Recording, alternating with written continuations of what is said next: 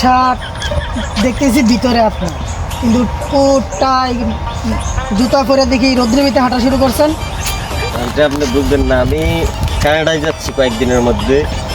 Already আমার visa প্রসেসিংয়ে আছে, যে কোনো মুহূর্তে আমি কানাডা চলে যাব। তো ওইখানে গিয়ে ঠান্ডার মধ্যে আমি কিভাবে থাকবো, সেই জন্য আমি এখন থেকে শারীরিক এবং মানসিকভাবে প্রস্তুতি নিতেছি। ঠিক আছে, এখানে -10 ডিগ্রি সেলসিয়াস আছে, এখানের মধ্যে আমি কিভাবে চলাফেরা করবো সেভাবে আমি চলতেছি। ঠিক আছে, বুঝতে পারছেন? -10 ডিগ্রি আমি দেখতেছি আকাশের সূর্যের। হ্যাঁ, এটা আপনি দেখবেন, আপনার ওই চোখ নাই, আপনার ওই চোখ নাই, আমি তো মনের চোখ দিয়ে দেখতেছি। এখানে সব বরফ বরফ পড়তেছে, আমি বরফের উপর দিয়ে হাঁটতেছি, যে কোনো সময় পরে যাইতে পারি, এই জন্য আমি হাঁটতেছি। এটা আপনি বুঝবেন? বরফের উপর দিয়ে হাঁটতেছেন? হ্যাঁ, আমি বরফের উপর দিয়ে হাঁটতেছি।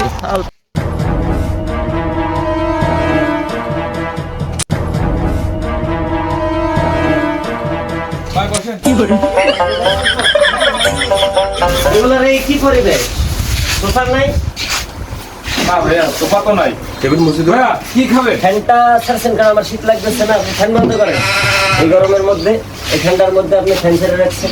ভাই আমাদের গরম লাগতেছে। আপনাদের গরম লাগলে তো হবে না, আমার তো ঠান্ডা লাগতেছে। এসি বোঝাইতে পারলাম না। আচ্ছা ঠিক আছে, কি আছে আপনার এখানে? গরু গোস্ত, গরু ভুনা, ডিম। ভুনা টুনা বন্ধ করেন, আমি তো ভাত খাইতে আসি নাই। নুডলস আছে আপনার এখানে? জি জি আছে আছে। নুডলস দেন, আমি কি ভাত খাই নাকি?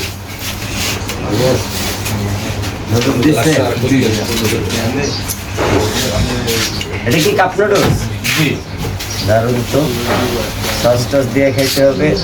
আমি তো আবার হাত দিয়ে খাইতে পারবো না, একটা বিষয় আছে এখানে।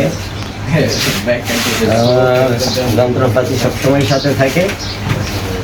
এটা হলো আমার নুডলস খাওয়া, ঠিক আছে? 3 মাস ধরে ট্রাই করতেছি, বাটটা খাওয়া বন্ধ। বোঝাইতে পারছি? এটা দিয়ে আমি নুডলস খাবো। ভাই আসেন, ভাই বসেন। ভাই কি খাবেন? একটু 2 ঘন্টা একটু নুডলস কি আছে ভাই খাবার দাবার?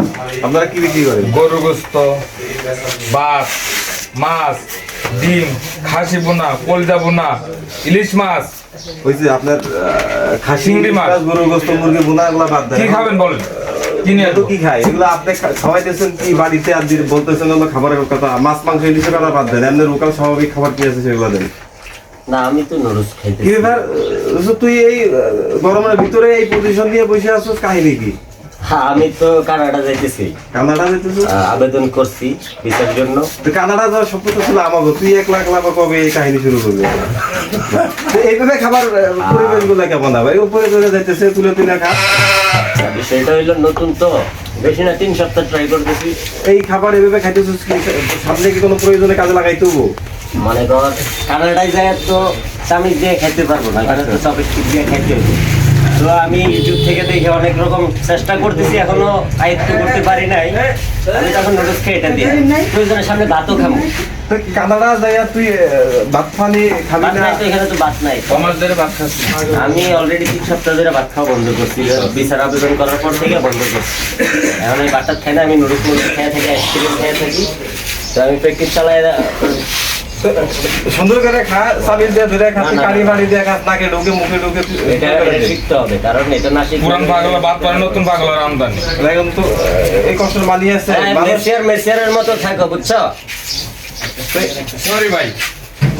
কি পরিবেশ? তুই যাবি কবে? ভিসা টিসা কি রেডি?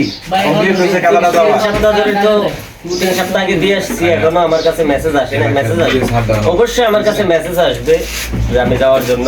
আচ্ছা, ভিসা হয়েছে কিনা কনফার্ম হওয়ার জন্য মেসেজে জানাই দিবে। মেসেজ আসার আগ পর্যন্ত তুই এই ভাত পানি বাদ দিয়ে নুডলস, কারণ আমি তো আর ভাত খাবো না, কারণ কানাডায় যায় তো আমি ভাত খাবো না, তো ওইখানে যায় তো আমি না খেয়ে মরবো। ওই জন্য আমি এখন থেকে প্র্যাকটিস করে একটু কথা বলতে নুডলস খাইতেছি। ওই জায়গায় যাইয়া পরে সশরীরে ফিজিক্যালি চেষ্টা করতি ঠিক আছে, তুই দুর্বল হয়ে যাবি। তুই এইভাবে খাবার দাবার বাদ দিয়ে যদি কানাডার উদ্দেশ্যে নুডলস খাওয়া শুরু করবি, আমি ফিট হয়েছি। কি এক অবস্থা নাই এই পাগল ছাগলের কথা বাদ দাও, আমাদেরকে বাদ দাও মিয়া। অনেকক্ষণ ধরে বসে আছি। কিলো ভাই কিছে ভাই ভাই কিছে আহারে কি সমস্যা বন্ধু? কিলো কষ্টটাই মাটি এলো 3 সপ্তাহ ধরে। কি কয় নরস খাওয়া দিত? না না না না, না। এই বাদ দে আমার দিশা। কিসে ক্যান্সেল হয়েছে? আমাকে আরো বেড়ে গেল, লাস্ট দিন আর বিদেশ যাওয়ার দরকার নেই, আর বিদেশ যাওয়ার। উফ, এই গরমের মধ্যে কি করে আসছিলাম এতদিন।